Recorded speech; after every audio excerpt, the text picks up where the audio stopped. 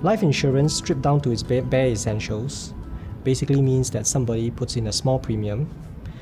Any problem happens, you get a big payout. And depending on what kind of product you select, if nothing bad happens over a certain number of years, you get your money back. And that's what I tell people. Very often, customers may want to say things like, you're from XX company, right? Well, I've got friends who are in YY company. Okay, so what makes you different? Or why should I believe you? Why should I listen to you? We go down this thing called a product comparison route or things like that. And I just tell them, look, let's face it, Singapore is a very small island. Okay, it's a very competitive place. Most of the time, if you take a product from a reputable carrier, most features are roughly about the same. Just a few bells and whistles here and there. But let's not detract from why we are here today, Mr. Prospect.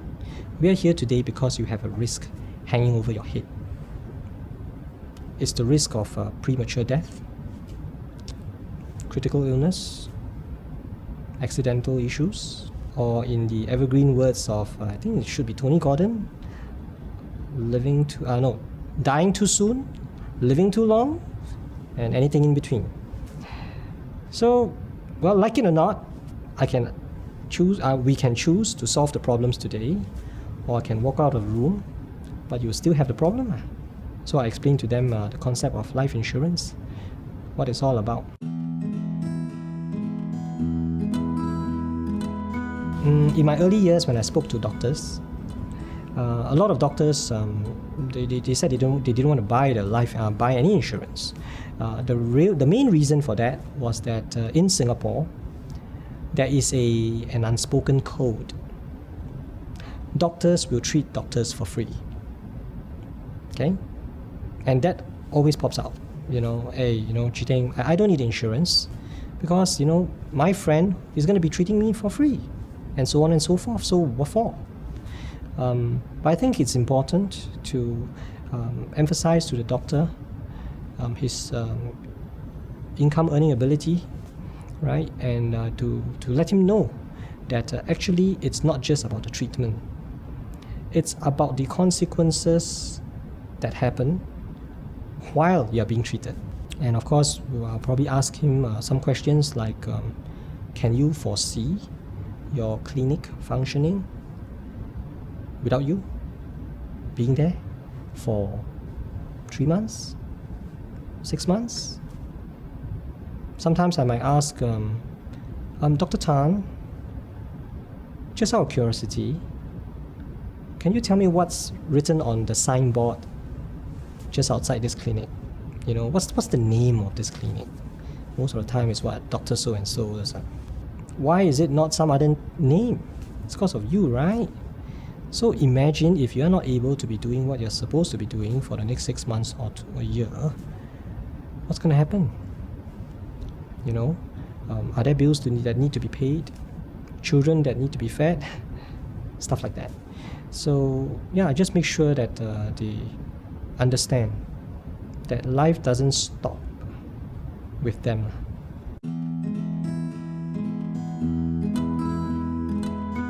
I'm more interested to understand a person, to know what motivates them, what's important to them, and once you know what's important to a person, normally the rest all falls into place.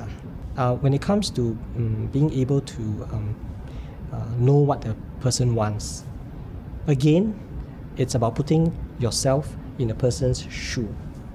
Okay, so I'll give you an example. If I were to meet a person who had a very low income, let's just say this person was earning something like $1,500 a month, then I would more or less anticipate this person to say things like, I've got no money, man. I mean, I'm chock-a-block full of insurance, I've got bills to pay, no budget for you, right? Because you're referred to me by so-and-so, I gave that person face, right? But really, you're wasting your time. And I understand, because in Singapore, cost of living is high, right? And I tell him that. I tell him, well, you're not wrong, Actually, due to these things, you're right. Life is tough. But I've got a very interesting question for you, Mr. Prospect. Is life tougher with you around or without you around? And I just smile and just keep quiet. And of course, 10 out of 10 will say, well, of course, if I'm not around, life's going to be tougher. And I'll just ask, for whom? Well, for my wife, my kids, yes.